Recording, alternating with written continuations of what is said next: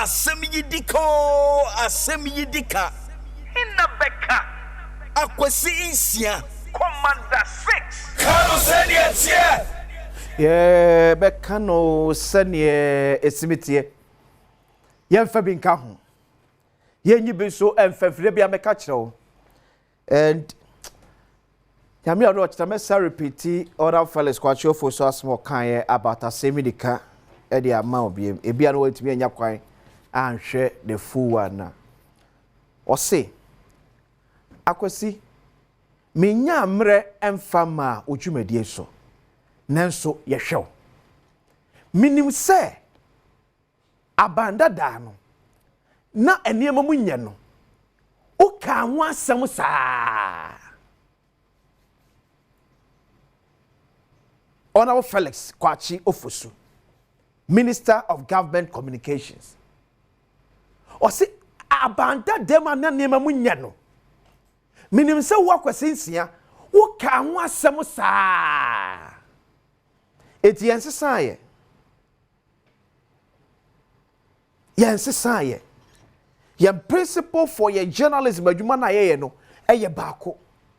Ene se ye be pre amanfo ne nkanko amanfo ne yedie amanfo ne mpuntuo amanfo ne nkoso. That is our ultimate.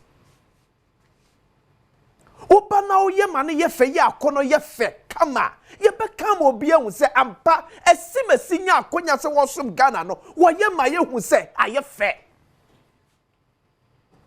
sinto bemu a mitonyame ubenu ho Asem Yi Di Ka so ye ni atem kasantwini ha ye haye ne nka asem ye de obuo ni die but ye mfa hu anya adwuma ye ni san obi e ye ni so nkyiri obi e ye ba bia no kore ne da e ne ye de to Timothy, Minister for Government Communications and spokesperson to President John Dramani Mahama. Asa kwasinsi anse saye. Akwasina nsem hu so otagina o screen nim na wo bomb Mpani Mahama echi. He recognized say some years back yeah the same thing to the previous government. Anko ye nkwade ama me se forget it.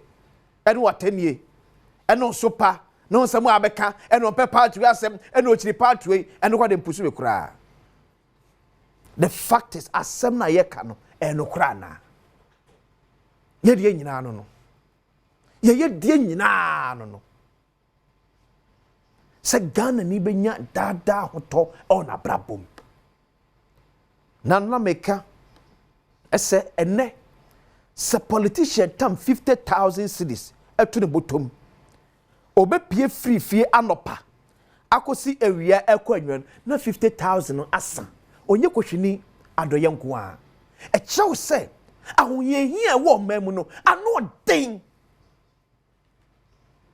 e de Ghana ni hia wo a ompesika kukuruko openo ne beto aduane adi e di nyakwane begina yemfa nya atanie but unfortunately for some of mo penkrofo na bedi atem no eji sem Nyankopon bie wani no wasum da ho na pese obafie na pete se ye ka asem no se ne ka nda bia saa na o na no mo ka ne se na no na wutie wo na edi atem wo chai sem trafo a edi atanie achi ebetie fie esem a obon sampa ye do ma ne ko animu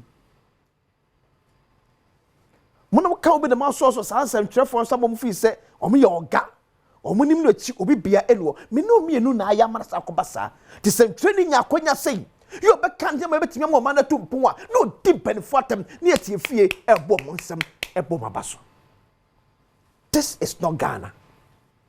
It cannot and it will never be Ghana.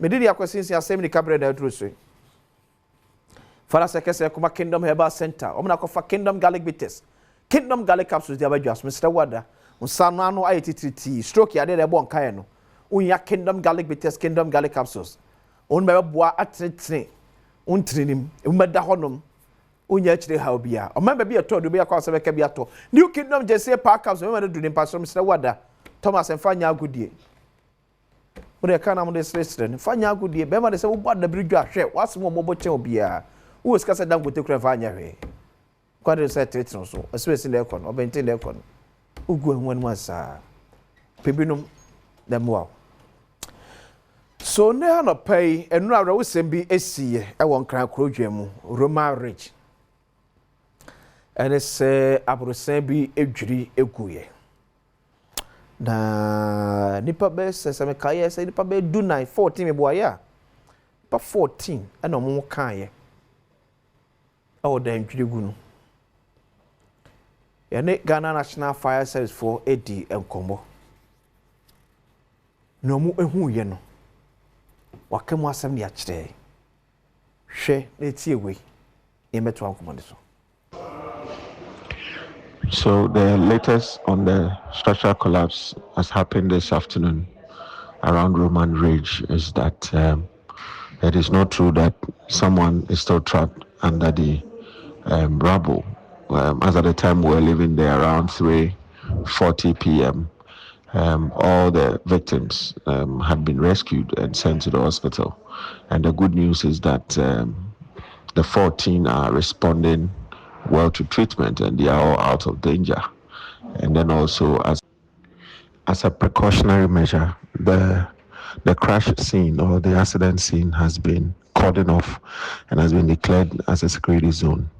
The site manager has been instructed not to continue with any construction work until such a time that the team of investigators, including the experts in the built environment, are able to conclude their investigation to tell us what actually led to this unfortunate incident. They cannot continue with any construction. So we'll continue to engage stakeholders and then come up with measures to ensure that such preventable structural collapse do not occur in our country.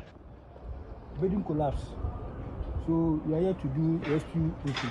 So we are searching for a trapped people or victims to rescue them. Okay, let's go.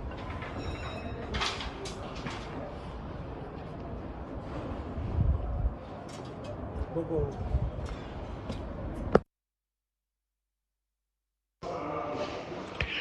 So the latest on the structural collapse has happened this afternoon around Roman Ridge. And na edwiriku ye Roman Ridge no. And oti ho amanebo aye komo ene Ghana National Fire Service for etwen ye. No mo assure se ka say obia enka edan no ase. Yenua Williamson sia ene bo anan ekọ no wele bokọ de. Okọ na situation it say. Ye kodru honom ne de na omo atimi ayi womo a omo eka ase no ebra edwiye ne nyina de omo kọ ayaresabia. Okay, confirm say nipa say na mo kodru ne ebo amane se omo aka edan na se. Okay, ye kodru ye no Ghana National Fire Service amane ba omo de ma ye e kire se enipa mako 14 na ye kodru honom no adwumayfo no na omo do so pa. Okay. Eninti ebra omo gu concrete na ebu ye no omo kire mu a adwumayfo no ana omo yi omo nuanom. Okay. Edi omo call hospital nti Ghana National Fire Service nya ne nteye 12:18 awiam na omo kodru honom be 12:29 no na chese omo nuanom a omo wo site ho na dikan yi omo de omo call hospital kra dada. Eti be investigation course but utie omo se die na koba ya eti ma edwirigu mu sa. Sane ekoba ne de obi antumi nkyere esane se wo hwe edan no se de sitie na pillars esisi ase no eye enye nnuanko a enade de ni bi pa na omo de hold no na concrete na omo gu no eye afidie totototo ne de ni bi. Okay. Eno no omo mixe na so omo de gu barrow ni mu a workers no epia barrow na de nam the same eye floor no so na omo akohwie. Enti so omo koba no ene se omo te ya ne se prekope zim na okay, so don't make call a Zoom namine Samson Walanyo de Clo Equity or your agent on Built Environment Bureau of Public Safety. Some say, sir, what to be call there?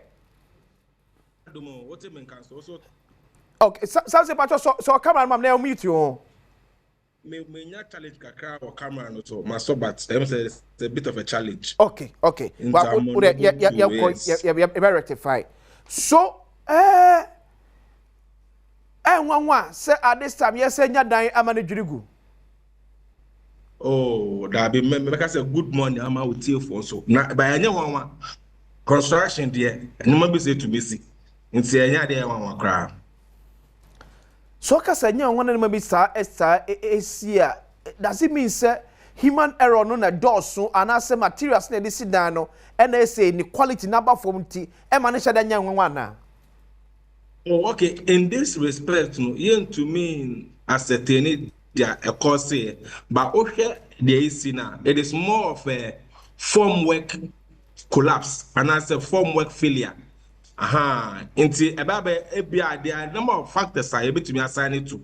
But just say a material per se. So you can't formwork collapse. Any idea? Yeah. On says, open say, sit down. I'm going to say, for instance, open say, concrete beer. Okay. On say, bubo in the and sana o the iron run de gusu. Yeah. And sana concrete naba. Yeah. Sa container na oye udi induaye no. Any friend of formwork no. Okay. Until formwork na ebe containing iron rods no na say reinforcement no. And sana o the concrete ba be gusu. So share or your data ye kita from 2020 ebesi somewhere 2025 year woman. Yenya 25 major building collapse incident with 27 deaths. Nipa bebre na epre praye. Is it not becoming unbecoming? We might say it's becoming unbecoming, but like I said earlier, no, it's construction, and a lot of factors might be attributed to this. And also building collapse, no, there are different causes over the years. Okay. A cause building collapse, no. Okay. Until you to me, some meaning into one space, say, waiting at your building a collapse. Now, we particular now, like Mekano, what to me say, and yes, then I see you in a book.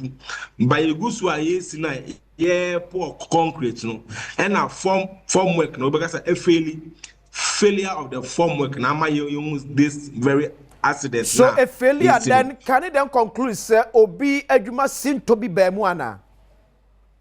Oh, I mean, obeto can say because definitely no nipa na ye adwuma no. Okay. It is BB says here. Definitely you have to ask the questions of one in charge and son adu we see, and the investigations will come out to explicitly explain what causes it. By one, you might hold them responsible for what has happened, for them to give answers to the questions that we might be asking them. You bet me a swim be because on say a dine edge to go see a I am share that 2 months for so. Say, and a dine comes to me, Tim, we send and so cry at here. The Mukta friend structure integrity yana at to say, Miss Widay, a baby Giana, dear bet me a swim free at the Jugu. There was making sure say your built environment experts are more responsible during the construction stages of some of these structures and as BBC says our authorities and making sure say the reports of the causes of these collapses are made public. However, it will probably increase the confidence in the public. Say, maybe human error, maybe there are other elements contributing to some of these collapses. Okay. I bet you a basis for learning for others on the same thing. Because you won't say be away CSA, so reports but nature say maybe a formwork. Okay. Negligence on the part of the contractor or someone. The next moment, the authorities will have a critical look at inspecting and ensuring such same occurrences will not happen again. Minimum okay, may come down a Jugo. DNSCA. Oh, like I mean to date reports now it's not public. I bet me I can say this is what actually caused the building to collapse. And then I make us say some of these findings should be made public and more education should go out there. However, a derby pum now crack beer. You are alert the right people. No more say, oh, this is what is happening. Because education so even as a construction work component, what educations are just say your form work, why you poor concrete safety measures when our will take it to ensure say some of this is what happened. Okay, man, for way enya kwa menim say Bureau of Public Safety matimi aye analysis of most of your buildings in Ghana. The structural integrity at say nimu do to say. Oh, I mean, this one is beyond us as a bureau to actually do a structural integrity assessment for most buildings. Okay. What we do mostly is the advocacy aspect of it. Okay. How our prompting authorities say most of our public buildings or constructions ongoing, the right personnel are used and the right processes are also followed. Okay. And the advocating as a when it should be better and also prompting the authorities to take action. They will avert most of these accidents. Okay. But as a something, Walanyo declare a agent on built environment, Bureau of Public Safety. I'm to say, no actually and quantity. As of now, through on the din and nano pay a public relations officer. Emma Ghana National Fire Service. Yes, I bought a pinino. Now, or three muse, and then when you're in TSA, one more prepare and 14, a bimu fee, into the BCBano, or Bemi Aswati. Now, I have form work here, Mr. Walanyo Airkane. Yeah. Oshe building now, or moon sim. Okay. Most times now, yeah, or to two board no area, no almost had your board and Kayano. Okay. Into building no, a form work now, Mikomu yeno. Na enshada nyamuno. Okay. Ti yebetimi yen confirm dia but yebetimi ka say e bi omu tutu free de omu nwie aye dada dem ya. Omu de boy. Okay. Inse bada say. Inse Williams ya wan bo no call. Bi aye we say for say Roman Ridge. Roman Ridge. E won kra ha ya. Sa pepepe. Eh. Roman Ridge so dan so de. Ya na ne makomu ye pa na. Okay, what? It is a better source of a count and pay for some Kajibadina, ACF for a second say, Ekuma Kingdom Herbal Center, Nakofa Kingdom Gallic Bitters, Kingdom Gallic House with the Abajas. We are new Kingdom Jesse Park Houses, Bamam Srawada, and find out with about to be from Malkunu, or boy sort to be from Mano. Sasamunina, Moji Wenigino. Baby, a turn to be across a kingdom the baby at all. Maybe they are see in Sia. Asem Yi Di Ka. Your almost ready, Pese Move at was Accra.